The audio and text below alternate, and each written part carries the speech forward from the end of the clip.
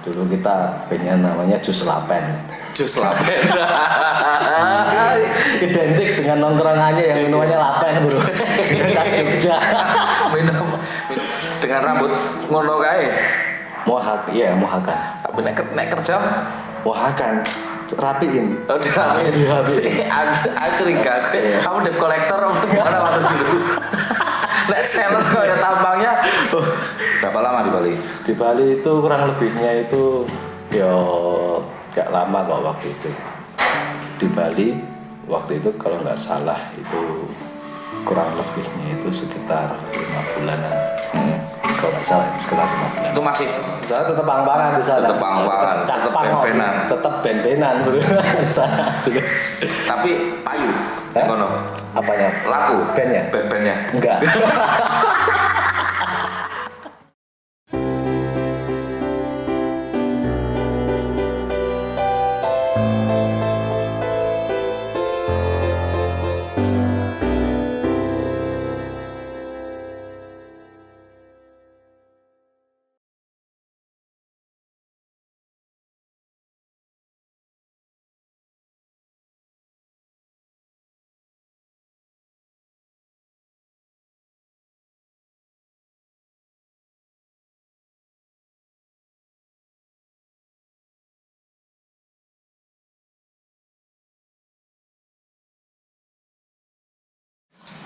Assalamualaikum warahmatullahi wabarakatuh.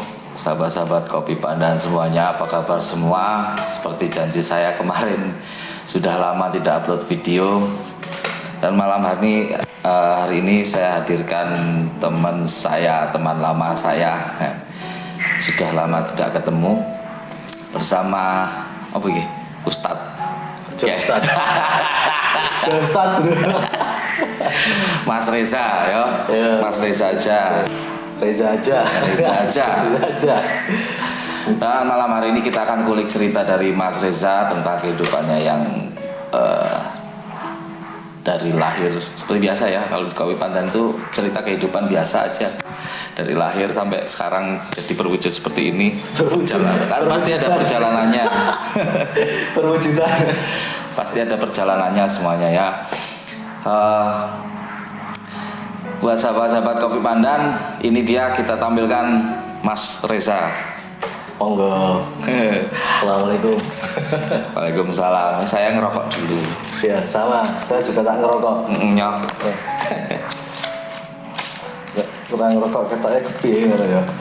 Ini berhubung ini ya, supaya tidak terjadi kendala dalam pengeditan, mending kita bahasa Indonesia saja. Saya capek mengedit bahasa ini. Selama ini pakai bahasa translate. Wah, aku kesel tenan nih. Marahi suwe uploadnya. Ya, oke. Perkenalkan namanya siapa, Ya. lahir di mana, tahun berapa, sampai sekarang bisa perjalanannya bisa sampai kabarnya apa namanya dari sisi gelap ke sisi terang. Terang di center. Terang di center banget kalau gelap. Ya oke, nama saya Reza Anggara. Lahir di Reza apa? Reza Anggara. Reza Anggara. Ya, lahir tahun 88. Ya, 88. di Betawi, di Ciledug. Bapak saya asli sana, asli Betawi, ibu saya yang Jogja. Berarti ngomongnya lu gue. Ngomongnya logat Jawa, logat Jawa, wis medhot Jawa bangsane. Ya seperti itu Mas. Berarti ini teman saya Mas Bayu. Kemarin ngobrol-ngobrol, tanya pengen ngobrol-ngobrol di podcastannya katanya. Ya ngobrol-ngobrol tentang berbagi pengalaman, berbagi cerita, berbagi ya positif negatif juga. Terus kabeh pokoknya diambil hikmahnya aja semuanya itu ya. Ya alhamdulillah Mas Bayu ya. Ini apa namanya? Dari sisi gelap. Dari sisi gelap terbitlah terang. Dari sisi gelap terbitlah terang. Kan lahir di Betawi, bapak asli Betawi, ibu asli si Jogja. Jogja. Ya, si Jogja ibu saya. Nah, sekolahnya berarti mulai dari SD di Jakarta, ikut orang tua ya? Saya ya di Jogja sekolahnya. Oh, langsung hijrah ke Jogja? Ya, waktu itu ke Jogja dari SD itu di Jogja. Dari SD. TK-nya itu bolak-balik Jakarta Jogja, Jakarta Jogja itu TK. Ngelaju pakai kereta api. Pindah-pindah ada berapa kali nggak ngerti saya. Oh, TK itu? TK itu ya. Sering dibawa sama ibu saya, kadang ibu saya di Jogja, kadang ibu saya pulang ke Jakarta. Itu kenapa? Pindah tugas apa? Ya itu karena mungkin saya itu orangnya mungkin waktu kecil manja ya. Jadi nggak bisa jauh dari ibu saya itu. Iya, ibu saya ke Jogja, saya pengen ke Jogja, pengen terus ibu saya ke Jakarta. Waktu kecil saya pengen ikut ke Jakarta. Gitu. Berarti waktu itu ibu ya apa kerja apa gimana? Ibu waktu itu ya kerja waktu itu. Ya. Terus habis itu udah tetap SD itu sama ibu, sama orang tua, sama bapak yang di sana itu udah putusin tetap di Jogja. Tetap di Jogja. Ya. Alamatnya di? Alamat saya di Jalan Parangtritis kilometer 19. Dari dulu sampai sekarang? Dari dulu sampai sekarang tidak pindah. Oke. Dari sana. Nah terus Mas, ini langsung ke topik perjalanan ya dari kecil sampai kegiatan-kegiatan dari kecil sampai remaja sampai dewasa sampai wis nikah dulu toh? Saya mau 2. Iya, aku nggak tahu ya. Saya mau 2. Ya. Oke, coba tolong ceritakan Mas, siapa tahu kita bisa mengambil pelajaran dari perjalanannya sampean. Oh gitu ya, tidak apa-apa sih. Itu dari SD sampai SMK itu ya, saya perjalanan hidup, kasaran cerita-cerita hidup itu ya. SD saya di sana di Bantul, di Jalan Parangtritis sana. SD, SMP, SMK juga di Bantul gitu. Habis itu saya sekolah ada salah satu desain grafis di Taman Siswa itu ada di situ. Nggak sebut merek loh bro. Ada kira-kira sebut merek kira apa kok siapa tahu udah di sponsor. Kalau suka industri kreatif bro. LSD bro. Iya. Ya, terus benar. Nah terus habis itu saya hidup di Jalan Kaliorang habis sebenarnya dari lulus SMK dulu, habis itu saya kerja dulu sebenarnya, nggak langsung kuliah. Nah kerja dulu di di Jalan Kaliurang itu ada salah satu dealer di situ. Nah, sebelumnya juga di situ ya aktivitasnya nyambi ya di situ sebenarnya. Fokusnya itu emang dari dulu aku orangnya itu ngeyel ya.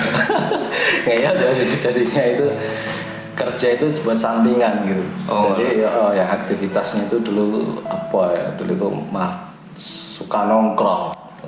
Yang wajib itu dulu nongkrong sambilannya kerja. Wajib nongkrong sambilannya kerja dulu.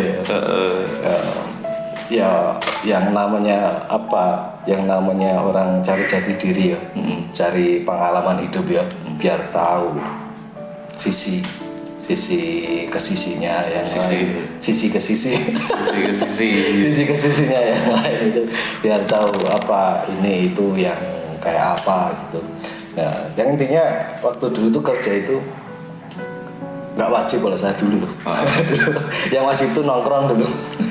Awal kerja tahun berapa? Awal kerja waktu itu tahun 2007. 2007. Ya. Nongkrong dulu, nyambi kerja. Nongkrong dulu terus kerja sambil nongkrong. Gitu dulu. Ya dulu nongkrong saya lumayan ya di Jalan Kejayaan, dulu kan masih hidup di jalan. Dulu ceritanya dulu di jalan dulu. Nah itu dulu waktu masih pengen tahu apa yang namanya lifestyle ya, gaya hidup ya dulu. Dulu waktu itu kita pang-pangan. Apa? Pang-pangan. Anak pang. Anak pungker. Dulu awal kali kenal dunia luar itu dari segi pang-pangan. Yang kenal dunia luar. Yo, itu sisi baiknya banyak sebenarnya itu. dari segi mandiri, dari segi apa namanya ruang buat ini apa buat cari jati diri, buat baik-baiknya juga banyak di situ. Tapi kadangkala itu orang menganggap anak-anak punk itu banyak hal yang negatifnya, Mbak. Itu mereka melihat dari sisi penampilannya mungkin Ya biasa ya seperti biasa. itu. Nah, jadi kalau seperti itu dilihat dari belajar melihat dari sisi yang mungkin nampaknya itu buruk, dilihat dari segi baiknya gitu. Nampaknya buruk dilihat dari segi baiknya. Oke. Bisa nggak ceritain sedikit tentang perjalanan menuju kok tertarik pada kehidupan punk? Oh gitu. Dulu waktu SMK dulu band-bandan. Band-bandan main dari pensi tau zaman dulu tau di Bantul sana. Nah, itu waktu dulu cari genre yang alirannya punk-punkan gitu dulu. Dulu. Punk-punkan ini contohnya apa? Contohnya dulu Rancid gitu. Rancid, RATM gitu. MXPX gitu. MXPX gitu ya, kayak gitu lah. Terus dulu di Jogja pernah waktu zaman itu pernah punya band yang namanya dulu ya, zaman dulu ya masih waktu itu main di bunker ya. Bunker kafe. Kehidupan bawah tanahku dulu. Saya juga nongkrong di sana. Dulu waktu itu ada vokalis saya itu orangnya kuceluk. Orangnya, tapi ya tetangga saya dari dulu. Tapi dia orangnya baik bener. Waktu main pertama kali itu dia ya ngasih semangat itu dia. Itu dia. Namanya Danar namanya. Dulu kita bandnya namanya Jus Lapen. Identik dengan nongkrongannya yang minumannya Lapen bro. Minuman tradisional itu. Kalau sekarang ya mungkin ya enggak ding. Tradisional campur ciu. Campur zat itu. Iya, dulu. Nah, Jus Lapen dulu. Jadi kita sukanya nama bandnya Jus Lapen ya. Nama bandnya Jus Lapen. Terus habis itu ganti drummer. Terus masih main di bunker. Terus bandnya nama Soket. Nah, Soket masih main itu setiap hampir tiap minggu itu dulu ada undangan main kadang itu dulu. Ya cuma kita aja tuh buat ngeramein gitu, buat ngangkat pribadi teman-teman buat acara komunitas lah ya, komunitas gitu. Kan di Jogja waktu zaman tahun 2000-an, tahun 2010 ke bawah itu kan gayeng di Jogja. Gayeng sekali. Skenanya itu banyak skenan yang di situ anak-anak muda, terus di situ dia ngangkat citra nama musik di Jogja, terus mereka buat acara-acara band-bandan dan mereka muncul dengan sendirinya. Mereka berkreativitas di situ. Nah itu anak Jogja dulu. Jadi sampai orang dari luar kota, dari Bandung, dari Jakarta, di Malang, Bali, sampai tahu yang mana Jogja itu dulu skenanya pang-pangannya itu well. Iya dulu. Pokoknya sekali ngumpul komunitas Pating Serowol. Soalnya kayak gitu. Dulu kalau tahu di Jalan Magelang itu ada namanya Bunker Cafe. Nah di situ depan Jogja itu. Nah itu sekarang udah nggak ada sekarang. Nggak ada. Sekarang nggak ada sekarang. Dulu saya juga di situ tiap malam malahan. Tahu sendiri ya. Kalau orang lawas Jogja ya, anak-anak band lawas Jogja itu pasti tahu namanya Bunker. Kalau sekarang kan musisi cover-cover kayaknya nggak tahu. Nggak tahu militan. Nggak tahu militan. Kita orang militan dulu. Nggak terus? Ya. Terus habis itu ada teman saya. Kan waktu itu kan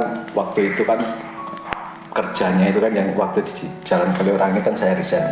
Habis itu saya sama teman saya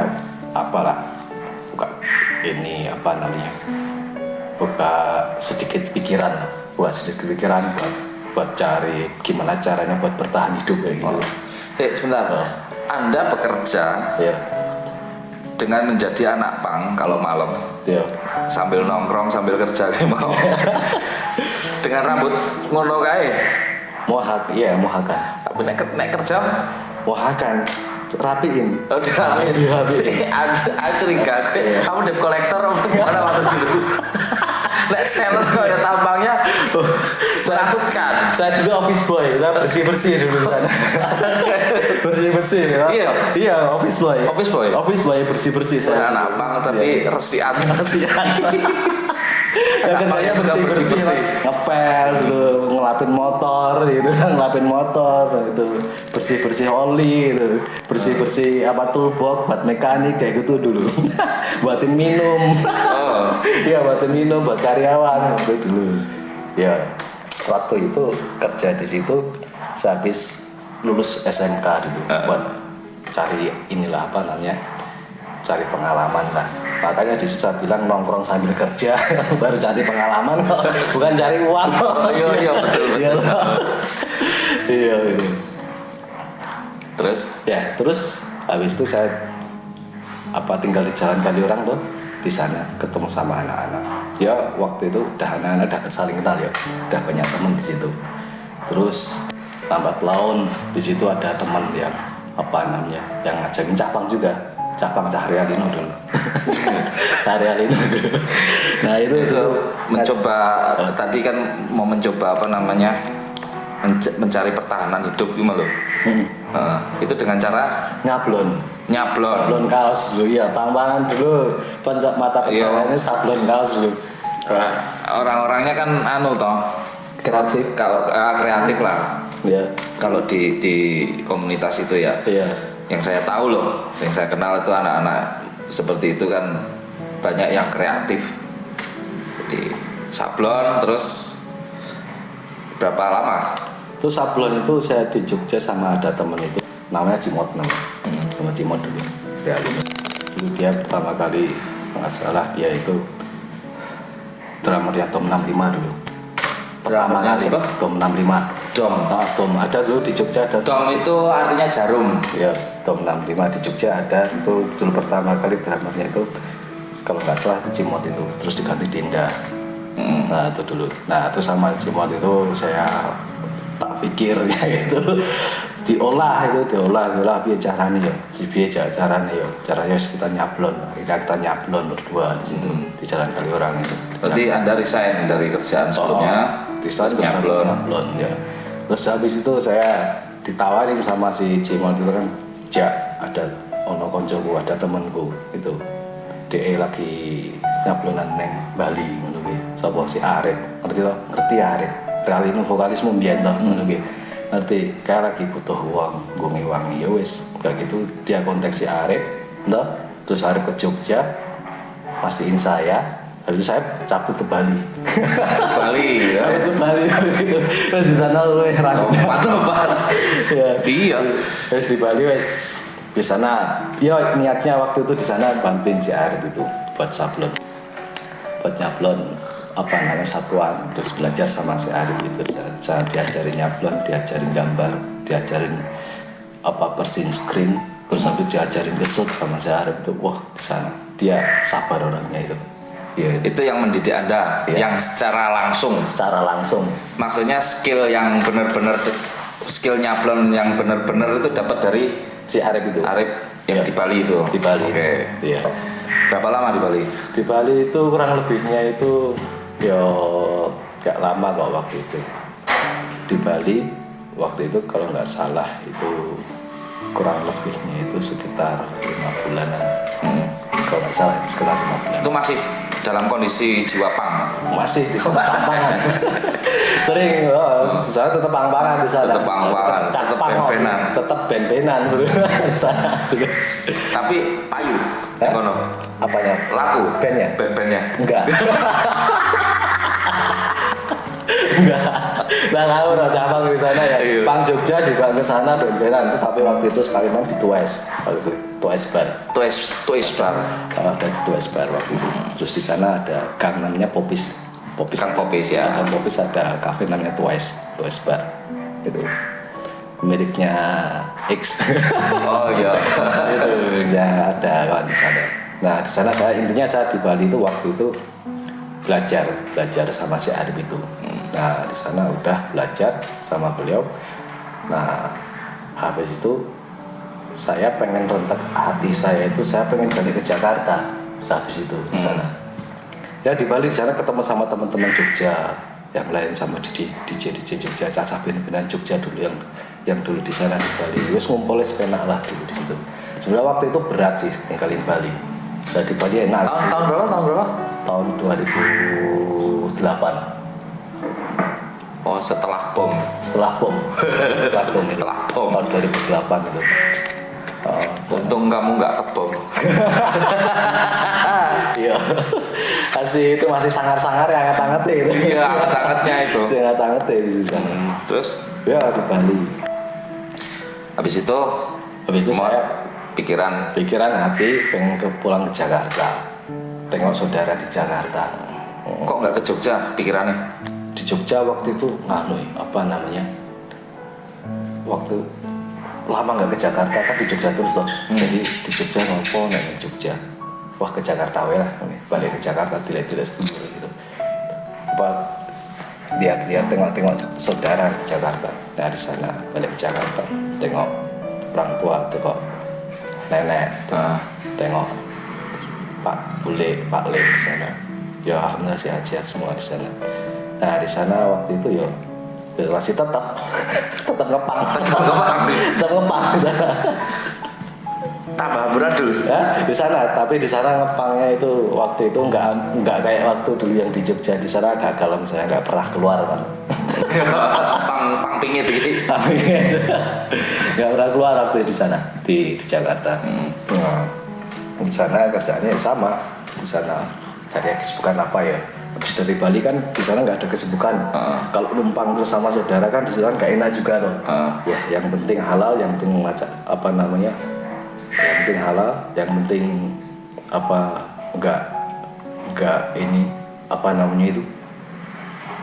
yang penting sobah gitu, bisa jalan gitu di sana. Akhirnya saya ngamen di Jakarta, ngamen rumah ke rumah itu.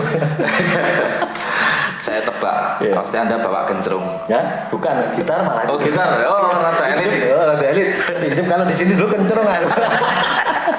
Di Jogja dulu waktu ngamen di Munggur itu, perawatan Kejayaan itu perempatan, itu kan cabang-cabangan dulu itu. Nah itu dulu ngamennya pakai kencerung saya. Sama kabasan itu, ya. Sana gitu.